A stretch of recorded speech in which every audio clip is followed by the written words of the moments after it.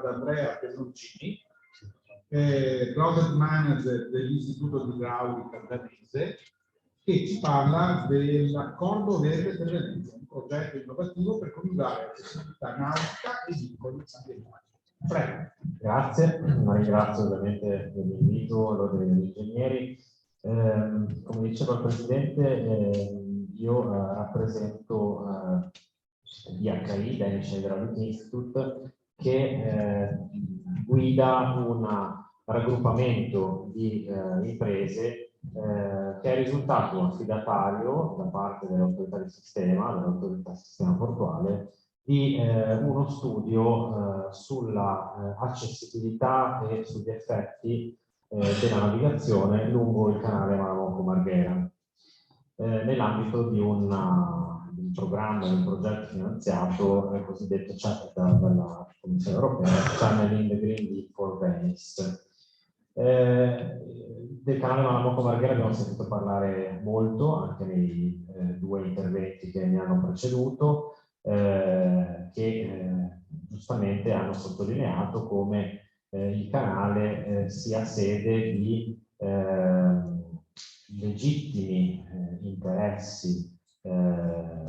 diversi da parte del porto, quindi che tende chiaramente a massimizzare l'accessibilità delle navi e il traffico navale, da parte della sicurezza della navigazione, quindi anche della capitaneria, e da parte diciamo, di tutti in termini di effetti che la navigazione comporta sui bassifondi lagunari adiacenti al canale. Sono tutti interessi legittimi, in alcuni casi sono interessi però purtroppo contrapposti, quindi la soluzione per una navigazione sostenibile, come dice il titolo del progetto, deve essere trovata come un compromesso tra questi obiettivi non sempre facilmente indirizzabili verso un'unica soluzione che accontenti tutti. Lo studio ha previsto una composizione e una unione di diverse società, ciascuna responsabile di attività differenti. In particolare DHI che rappresento si occupa della parte di modellazione numerica dei processi idrodinamici e morfodinamici della laguna. Force Technology, laboratorio danese, si è occupato delle simulazioni di manovra, delle simulazioni di navigazione, e la società HS Marine si occupa di tradurre in soluzioni anche progettuali gli esiti dello studio, e poi abbiamo anche il CETENA di gruppo Fincantieri che si occupa dell'analisi di rischio del canale, e Around Water che si sta occupando invece della componente di caratterizzazione sedimentologica e geologica della laguna stessa. Questo studio quindi ha necessariamente previsto una interdisciplinarietà molto spinta, con una combinazione di temi che vanno appunto dalla componente idromorfodinamica alla componente di navigazione. Lo studio è ancora in corso, non è ancora stato completato, e ha previsto inizialmente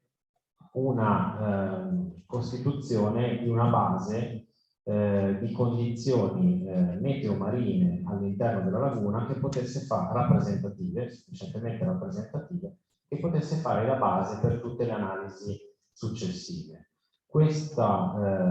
base di condizioni meteo-marine lagunari ha previsto la realizzazione di un modello a scala dell'intera laguna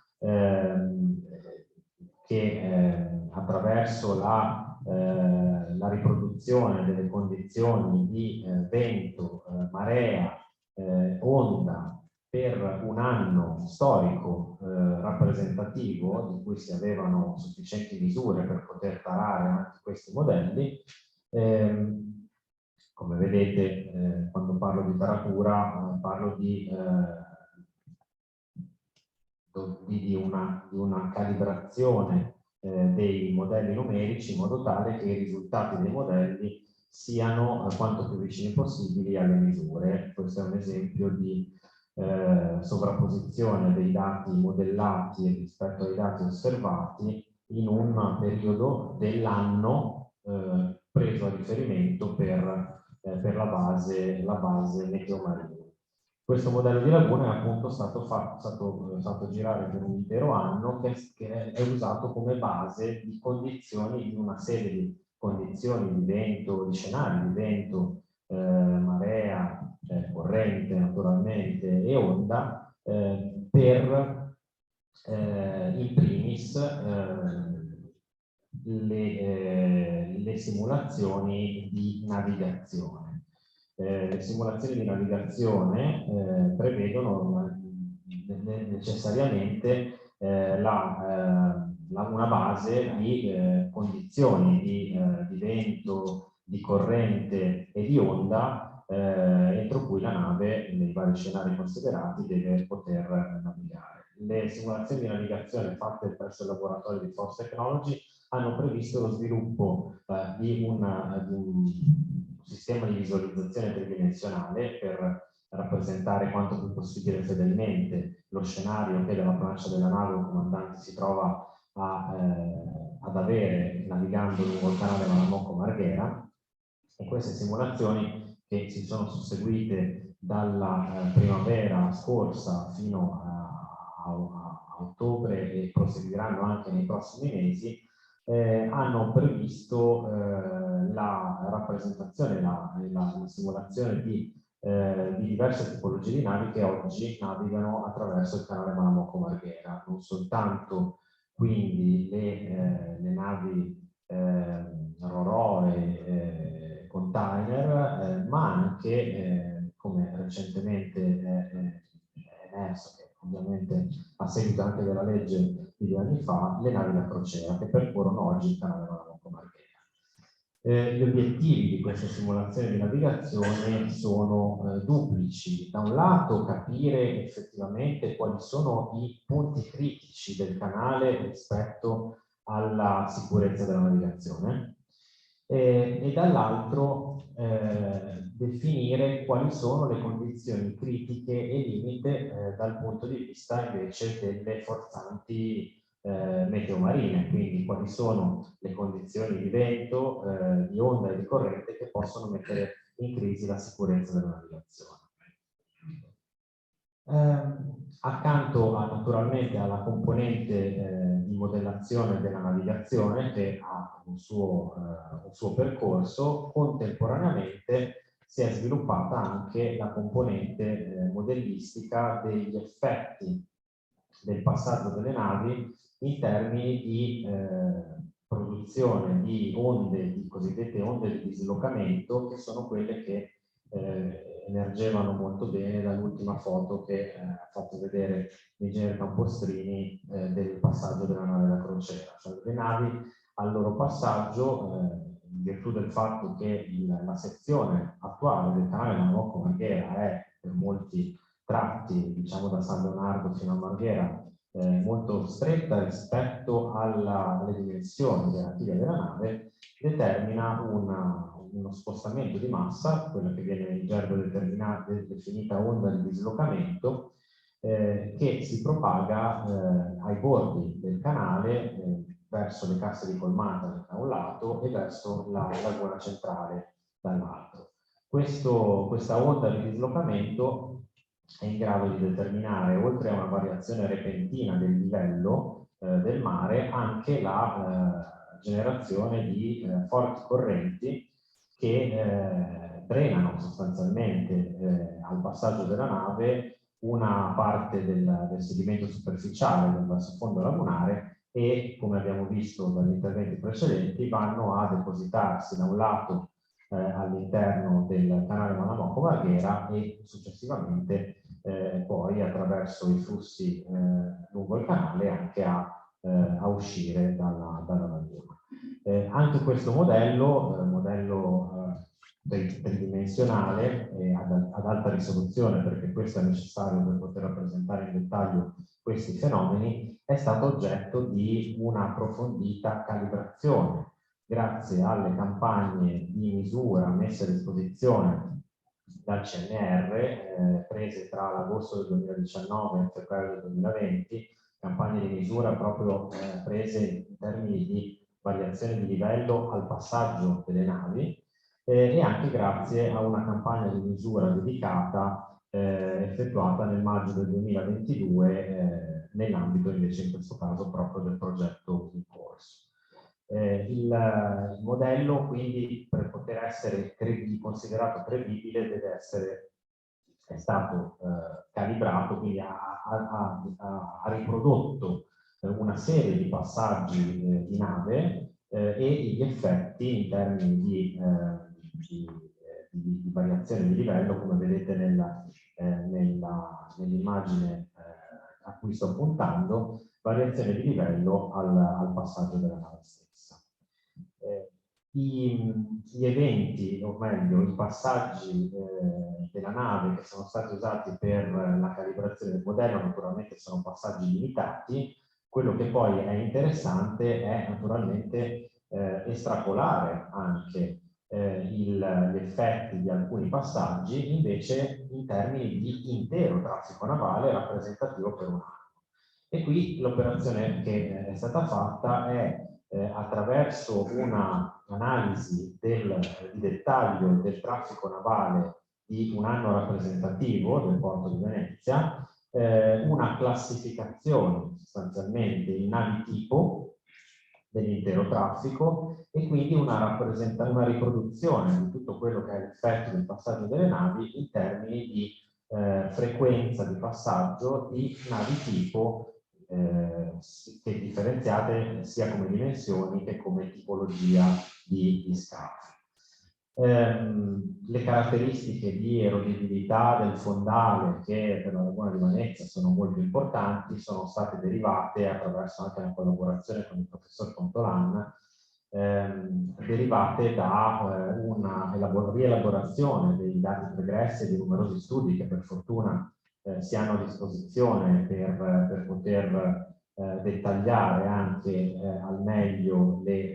la variabilità in termini di erodibilità del fondale, che dipende anche dall'utilizzo che si fa delle varie zone della laguna centrale. E poi quello che è stato fatto è anche un'analisi di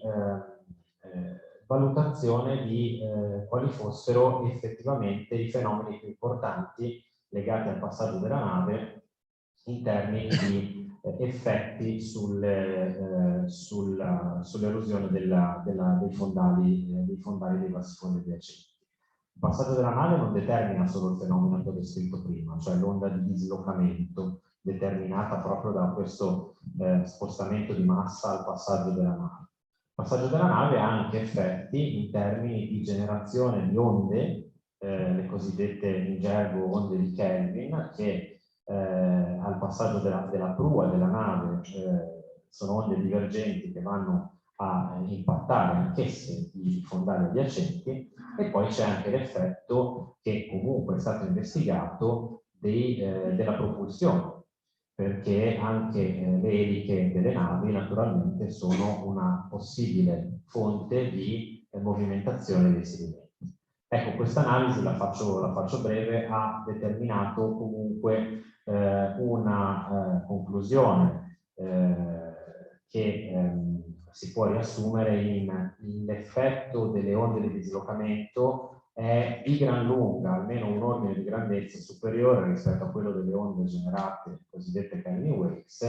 e l'effetto delle eliche di propulsione delle navi ha sì un effetto, ma limitato al fondo del canale stesso, con una movimentazione continua, un rimescolamento continuo del fondo del canale, ma che in termini di effetti sui bassifondi lagunari adiacenti ha invece meno rilevanza.